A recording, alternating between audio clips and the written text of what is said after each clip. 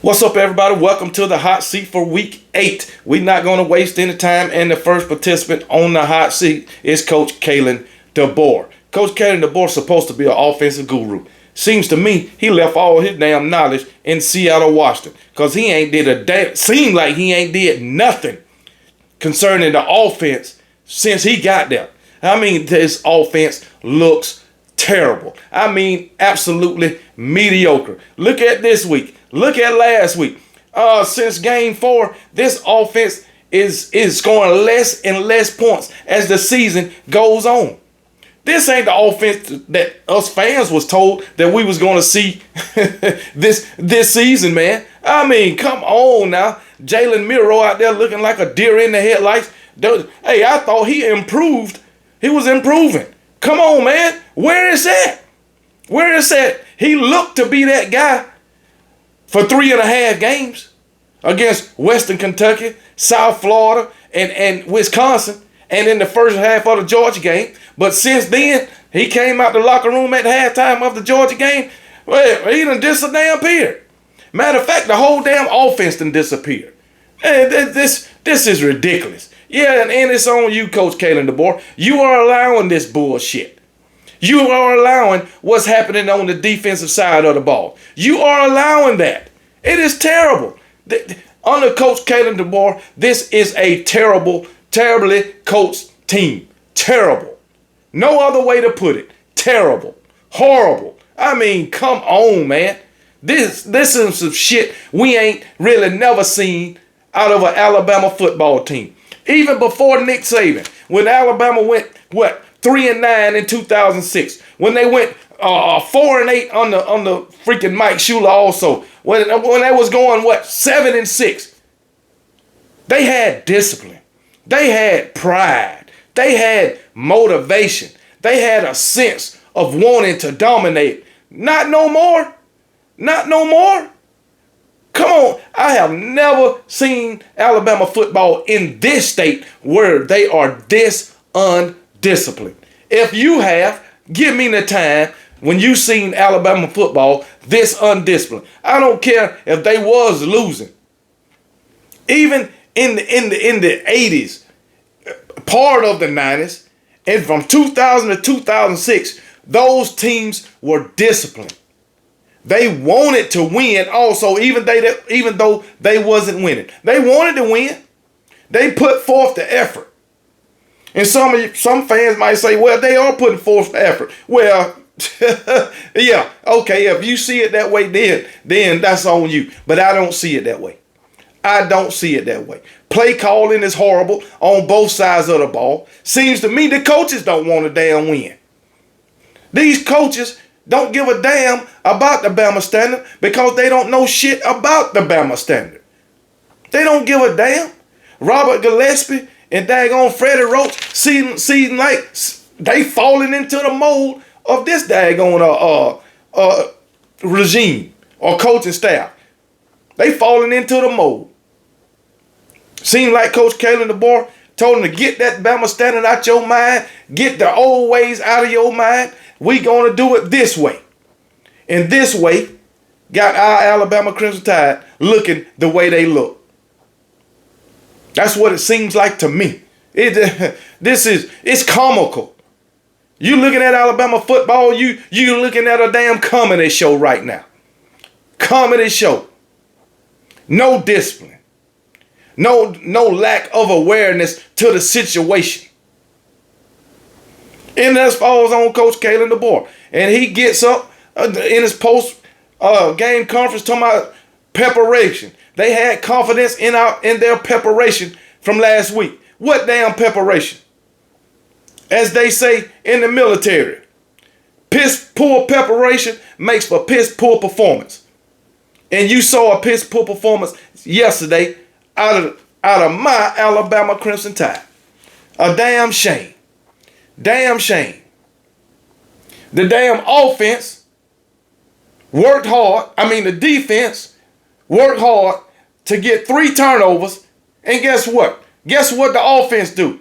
To show their appreciation, they put 0 points on the board off those turnovers. That's what happened. 3 turnovers on the silver platter, and to show your daggone appreciation, you scored 0 damn points. What sense does that make? Not none whatsoever. And yes, the defense, they played pretty good in the first half. But there's also a second half too. I got to say that.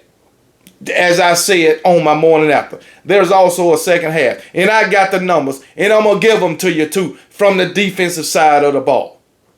We already know the offensive side was terrible. Damn shame. But all this, Coach Kalen DeBoer is responsible for. It falls on his head because he's allowing it to happen. He knows what goes on in practice. He knows it. But yet, he allowed his team and his coaches to come out on game day and perform the way they performed last week against South Carolina, against Vanderbilt, and on yesterday against South Carolina. He allowed that. He allowed that. And it seems to me he ain't doing a damn thing about it. He's content. He's content. And if that's the case, Coach Kalen DeBoer, you might as well get ready. Now I like you, Coach Kalen DeBoer, and I think you deserve a second season. You deserve it. No head coach should be fired or let go after the first season on the job. Not a one. But if you come back with this shit next year, you already know what you're going to hear. You already know. If you come back with the discipline issues, if you come back with the lack of awareness, if you come back and you got these same coordinators and they performing like they performing now, you might as well get ready. You might as well get ready. But hey, I feel like Coach Kalen DeBoer, a lot of fans want him gone now. I don't. But if this same shit is going on at this time next season, shit, patience will be running thin. Hell, a lot of Alabama fan patience done already ran thin, and then it's only 2 losses. But guess what? If that was the case, Nick Saban would have never seen a second year. Coach Kalen DeBoer can come in and lose 3 or 4 games in his first year and wind up, the second coming of Nick Saban. You never know. That's why these coaches, they need a second year. Some a third. We can't pull an Auburn and a Brian Harsin. We got to give them time. But with giving them time, you got to show improvement. And this Alabama team has showed no improvement since week 4. And we going into week 9. None. They on the decline. I'm telling y'all, man. I'm telling you. But hey, it is what it is. That's all I'm going to say about Coach Kane Womack. He know damn well he ain't living up to the standard. Well, what used to be the standard, I'll say that. He know damn well he ain't living up to it. And that's on him to fix. So, hey, Coach Kalen DeBoer, welcome to the hot seat. Next on the hot seat is that damn Nick Sheridan. I don't know what the hell going on with you in this damn offense, but you look damn terrible. I mean, absolutely terrible. Who the hell? I mean, you out here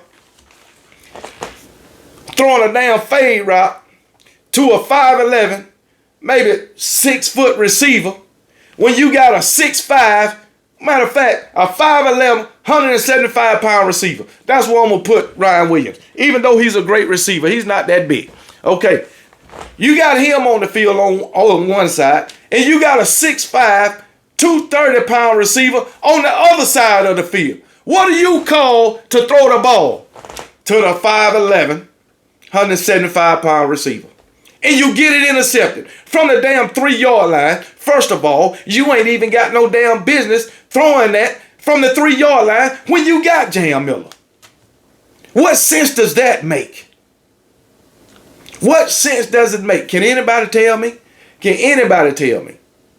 It It wasn't third down. It wasn't fourth down. And if you was going to throw that, why wouldn't you throw it to the 6'5", 230-pound receiver in Caleb Odom?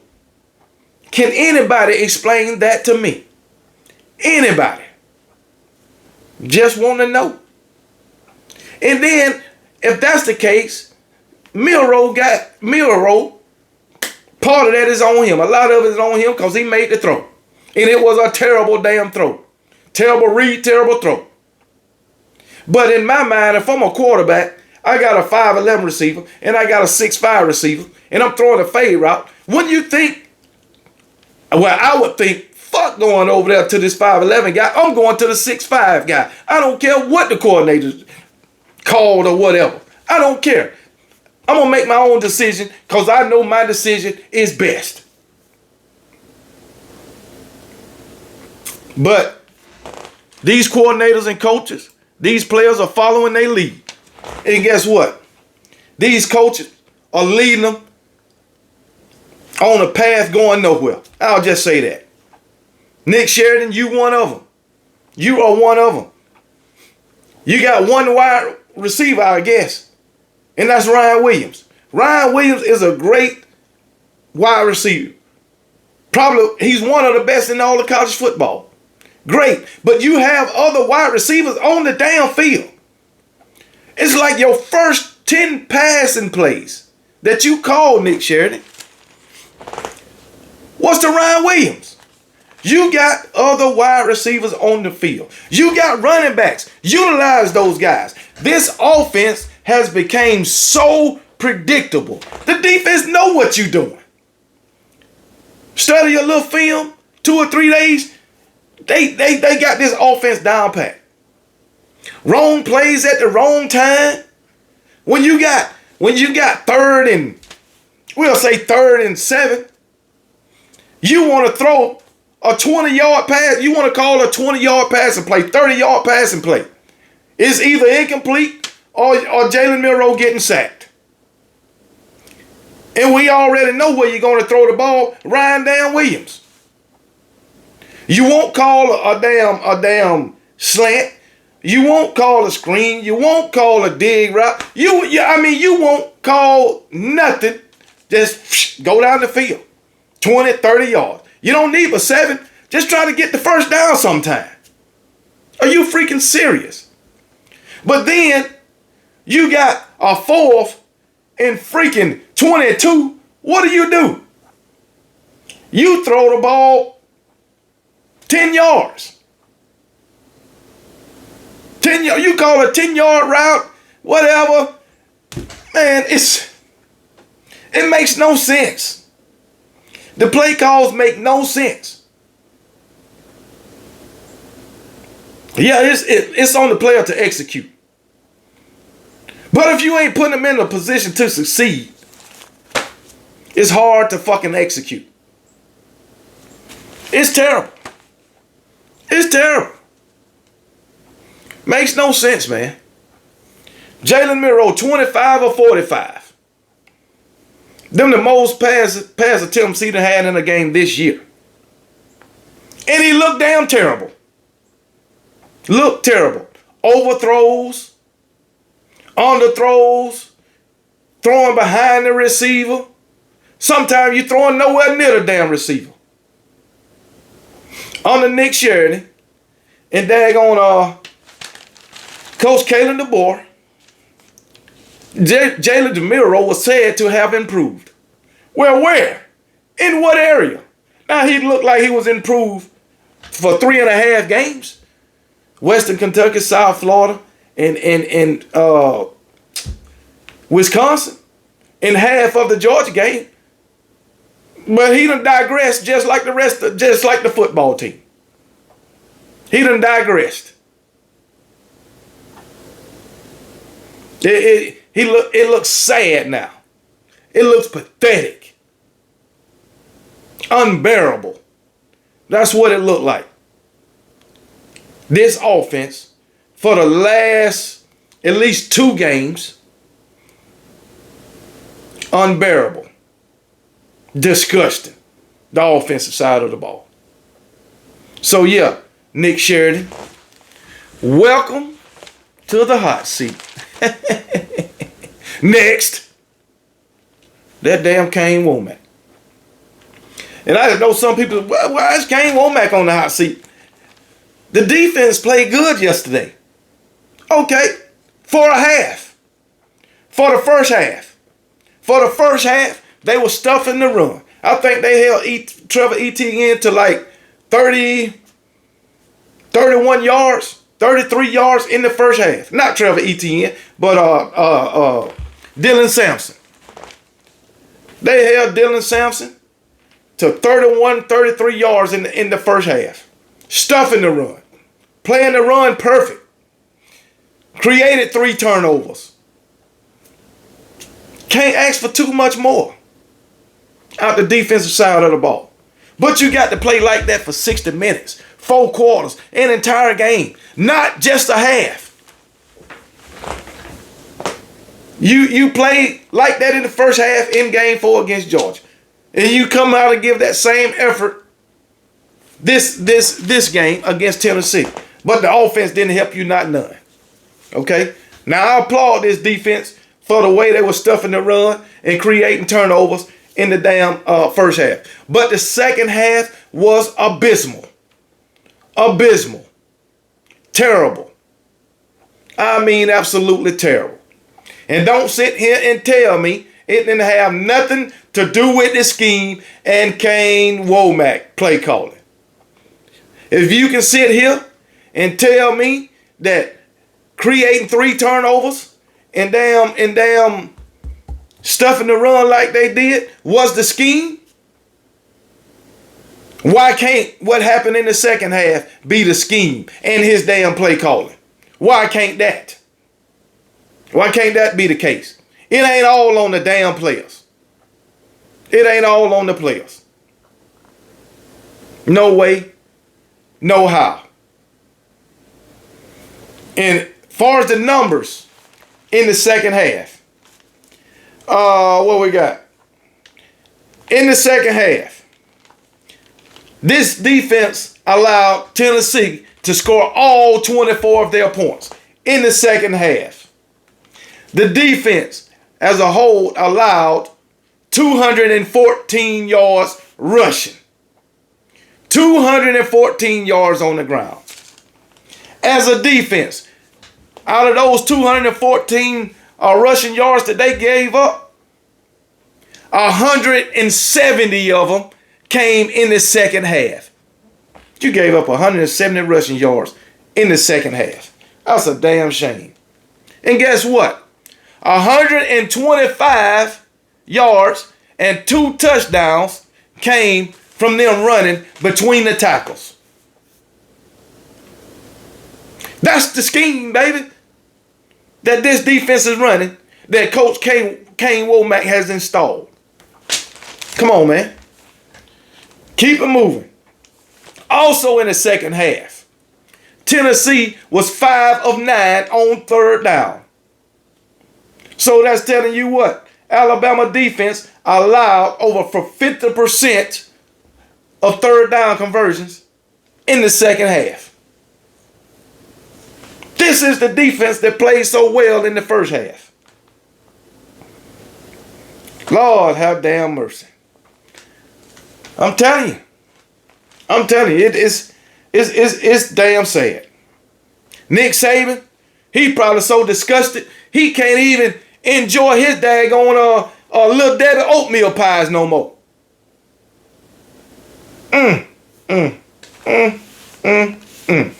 It's a damn shame, man. This team is damn below damn average. Makes no damn sense, man. Makes no damn sense, man. It's crazy. Po Nick Saban. All the damn Alabama championship coaches, they done died. But I tell you what, they probably fucking gonna be resurrected to come to Alabama and fill out hiring applications. Because they disgusted too. They can't even rest in peace no more. They so disgusted at Alabama football right now. Damn shame. Frank Thomas, Bear Bryant, man, they disgusted. They disgusted, man. It don't make no sense. But it is what it is, man. Man, I got notes. I can talk about this shit for days, man. I can talk about this shit for days, man. Telling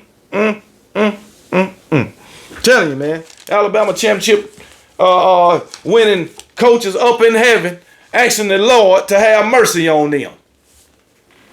All because of these guys. All because of these guys. But guess what? We beat Georgia. That's an afterthought with what we see now. What's the point if you ain't gonna follow it up? That's all I know. Coach Kane Womack, Nick Sheridan, Kane Womack, all y'all belong on the hot seat. Coach Kalen DeBoer making it his place of business. That's what the hot seat is for him now. It's ridiculous. The undisciplined on this team, under these three guys, is at an all-time high. It's crazy. And another thing, we gonna talk about the coaching staff. I hate to say this, but it's got to be said. The coaching staff has a lack of integrity. And you seen it on display yesterday during the game. When the defense is all confused and shit, you want to push a player out there on the field, 2 yards on the field, and fall like he damn hurt. That's an integrity issue. That's not Alabama.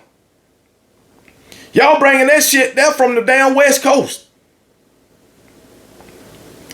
What are you instilling in these players when you do shit like that? Some fans might say, oh, it wasn't that. He really was hurt. Bullshit.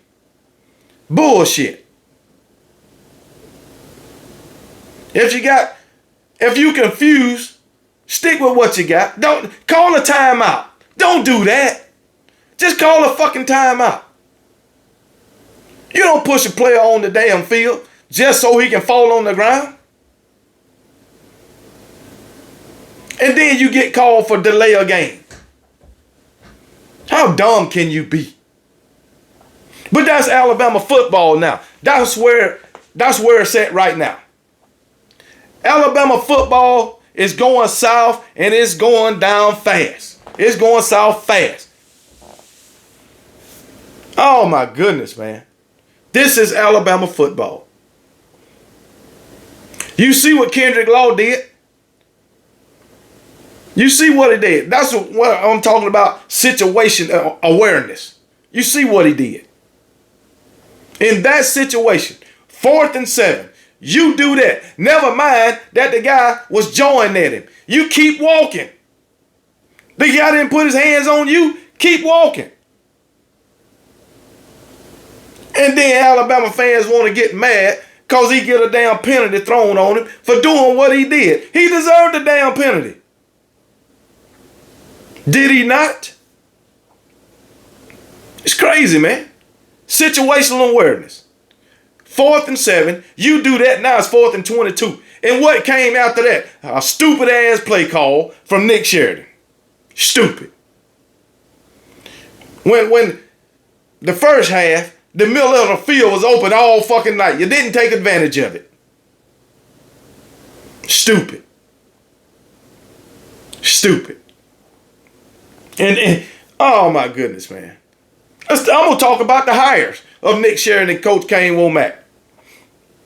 Why? Why? I understand that Coach Kane Womack, he improved defenses everywhere else. I don't give a damn about that. He done ruined Alabama defense. This defense is worse than the defenses of Pete Golding. It's worse.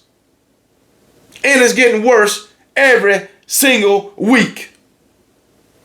Every time you see a damn throw down the field from the opposing team, where is our cornerbacks? They trailing the receiver. They getting beat week after week. The quarterback just ain't putting it on them. Because Tennessee should have beat us worse than what they did. Nico was just missing those throws. Just like South Florida quarterback was missing throws. Just like Wisconsin quarterback was missing throws. Come on now. Tell me I'm lying. I ain't. It makes no damn sense. I mean, Jesus, man. It's sad. It's just sad. I don't know what they coaching these guys. Linebackers always out of position. Overrunning plays. Missing tackles. Come on now. Does any of it fall on the coaches? Or is it all on the players? Or 90% fall on the players and only 10% on the coach? Or is it 85% on the coach and 15% on the player? What is it? I'm putting it on the damn coach because the coach got an answer for it. Come on, man. But hey, it is what it is. This is what Alabama got now. Just like Coach Kane, not Kane Womack, Coach Kalen DeBoer. This is what we become accustomed to.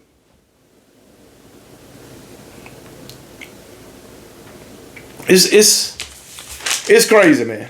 I just don't understand it. Oh man, we got one receiver on our offensive side of the ball. We don't have running backs. Offensive line is becoming a problem now. Defensive line can't get no penetration. Linebackers always out of position. Secondary can't cover. And on top of that, we undisciplined. Don't even get started on the damn penalties. Don't even get started. 15 of them yesterday. For how many yards? 15 penalties for 115 yards. And some of these Alabama fans out here crying, talking about the refs cheated. Well, Tennessee, they had 11 penalties called on them for 95 yards. Well, there was holding Ryan Williams. Guess what? It was missed calls on both sides of the ball. Bring up some of those that Alabama committed that didn't get called. Damn shame. So yeah, Coach Kalen DeBoer, Coach Nick Sheridan, and Coach Kane Womack, welcome to the damn hot seat because you deserve it. It's your place of business now. And matter of fact, I'm going to put these damn Alabama fans on the hot seat. Some of them that fail to see what everybody else see. That fail to see what KB see. You fail to see what former Alabama players and coaches see. You fail to see what multiple football analysts see. Former NFL players see. Either you fail to see it or you just scared to call it out. That's you on the damn hot seat if you one of those Alabama fans. Cause you can't not see it. You can't not see the shit that everybody else is seeing. You even got Nick Saban calling this shit out. Nick Saban. You even got a current Alabama player calling it out. You see it. And he calling out, basically calling out the coach, but not calling out the coach. And I'm talking about Caleb Odom calling it out. What did Caleb Odom say? I'll give it to you right now. On that damn fade route, that freaking Jalen Milroe got intercepted trying to throw to damn Ryan Williams. On that play, what did Caleb Odom say? Jalen Milroe chose to throw a jump ball to Ryan Williams instead of Caleb Odom on that one. Thought he would have chose the taller wide out. Now, this is what Caleb Odom said. He's referring to himself. But that is what he said on his Twitter page. Then he made another post. Like, why not do the fade route with Caleb Odom? You know the wide receiver that's 6'5", 230 pounds. That's Caleb Odom putting this on his own page, referring to himself. He took it down, though. That's got to do with coaching. Why would you call for that to go to Ryan Williams instead of Caleb Odom on the left side of the field, the wide receiver who's 6'5", 230? That's coaching. And if you don't see that, I don't know what to tell you. I don't know what to tell you. And I'm talking to these damn Alabama fans, like I said, that refuse to see the writing on the wall, that refuse to acknowledge what's in black and white. Refuse to see it. And I gave y'all the numbers for the freaking defense yesterday in the second half. But of course, if you that type of fan, all you gonna look at is what the defense did in the first half. Because I hear a lot of fans say, hey, it ain't on the defense. It ain't on the defense that gave up 24 points in the second half, that gave up 214 total yards rushing, that gave up 170 yards rushing in the second half, that gave up 114 yards and 2 touchdowns, or 125 yards and 2 touchdowns just by them running through the tackles, that gave up 139 total yards to Dylan Sampson. It ain't on that defense. It ain't on that defense. And last time I recall, that offense went in halftime with a lead, even though it was only, 7 points or whatever. But it ain't on that defense. All right? Is it on the offense? The same offense that was handed 3 turnovers and didn't do nothing with them? Is that on the offense? Come on now. Is that on Nick Sheridan because he couldn't dial up the plays? If that's the case, it's on Kane Womack because he couldn't stop that damn Tennessee offense in the second half. He couldn't stop a damn quarterback that done overthrew a wide open wide receiver 3 to 4 times. 2 to 3 on one for touchdowns. Come on now. It's coaching. It's coaching. It's schematics. So if you want one of those damn fans that refuse to acknowledge what's in black and white,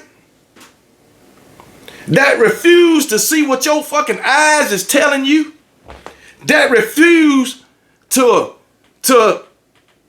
listen, I'll say listen, to former Alabama players, to former Alabama coaches,